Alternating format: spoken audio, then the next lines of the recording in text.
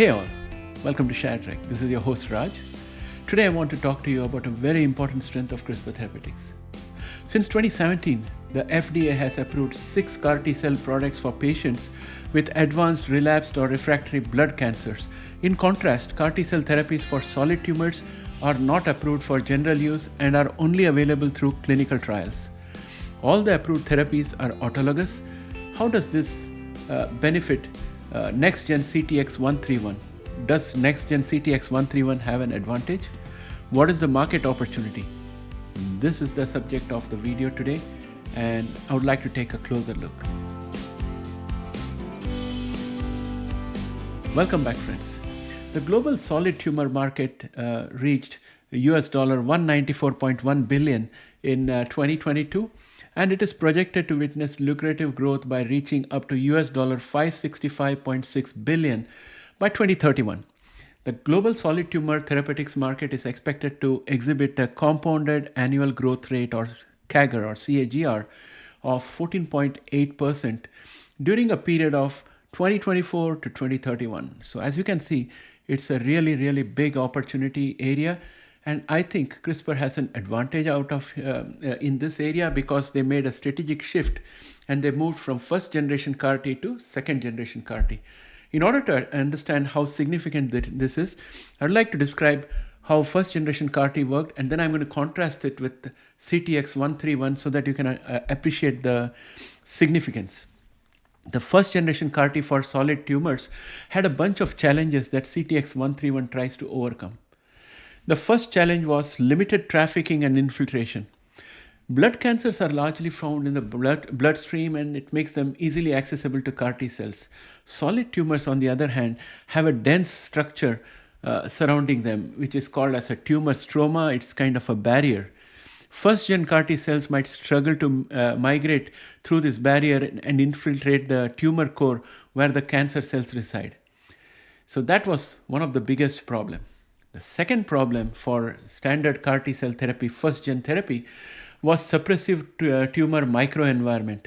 Because solid tumors often create a microenvironment that dampens the immune response, and this environment can contain molecules that inhibit T-cell activity and proliferation. And one of those molecules is TGF Beta. And first-gen CAR T cells might become exhausted and lose their effectiveness within this suppressive environment. And then they had the third problem, which is antigen heterogeneity. Solid tumors can exhibit a high degree of variability in the expression of target antigens, which is molecules recognized by CAR T cells. And first-gen CAR T cells might only target a single antigen. If cancer cells lose this antigen, which is termed as antigen escape, the CAR T cells become ineffective. Now, here is how CTX1 is superior and tries to address many of these challenges. CTX-131 is the next generation CAR T-cell therapy that incorporates knockouts of 2 genes, Regens One and TGF Beta R2. These 2 knockouts aim to enhance the effectiveness of CAR T cells against cancer. At least this is what we have heard so far. But today we are going to delve into each of these knockouts and how they help CTX-131 be a superior next generation therapy. Let us talk about the Regens One knockout first. Regens One is the enzyme involved in regulating the immune response by controlling the stability of certain messenger RNA or mRNA molecules. These mRNAs are the blueprints for proteins needed for immune cell function. And in some cancers, Regens One activity can be excessive, leading to the degradation of mRNAs important for T-cell activation and function. This can create a dampened immune response, allowing cancer cells to thrive.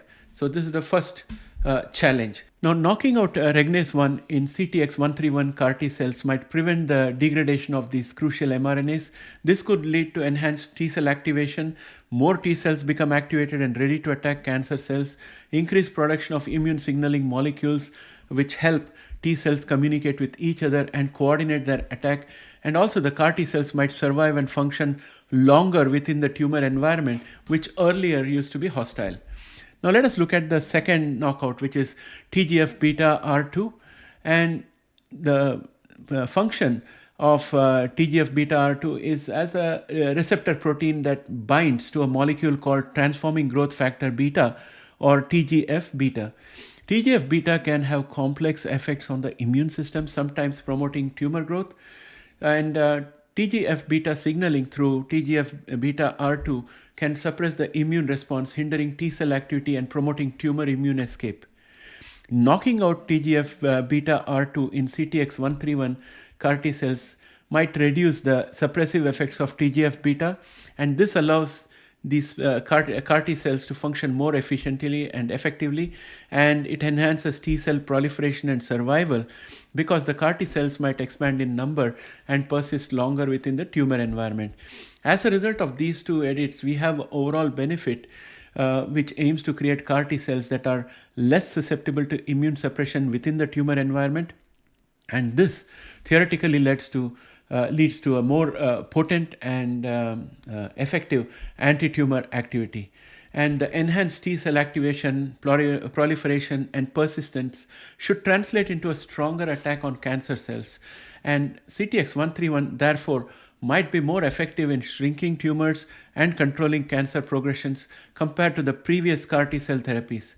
And another important aspect is that it's not autologous, it is allogenic, which means it will be available off the shelf and it is made out of healthy donor T cells. So that's the added benefit. So these are the potential benefits based on scientific understanding, and clinical trials are needed to confirm the safety and efficacy of CTX-131 in human patients. The effect of Regens One and TGF Beta R2 knockouts might be complex and depend on the specific cancer type and the tumor environment. And as a result of which, I am looking forward very anxiously and hopefully cautiously optimistically at the clinical trial results. It has been good so far, and hopefully if we continue to get good data, there could be an opportunity for it to get approved. And once it does, it is going to target that $500+ billion market potential over a period of time. So being autologous, it's going to derive all the benefits of autologous therapy, not only for the patient, but also for the company in manufacturing and deploying it so that it's readily available to the patient. So this, I think, kind of gives you an idea of how Crispr Therapeutics has come up with a next generation therapy which is going to be superior to what we already have. And now that I understand how CTX-131 is superior to the earlier version, I think that Crispr Therapeutics took a very good strategic decision to move on to add these additional edits and make CTX-131 which is the next generation CAR T-cell therapy, and continue with their clinical trials. And I hope they find success out there, because any news, positive news for CTX-131 will be a huge catalyst for Crispr Therapeutics, because this is fully owned by Crispr Therapeutics, and the market potential is also huge, and there are very few solid tumor therapies. And this could be one of the most lucrative medicine franchises, I think, if this therapy succeeds.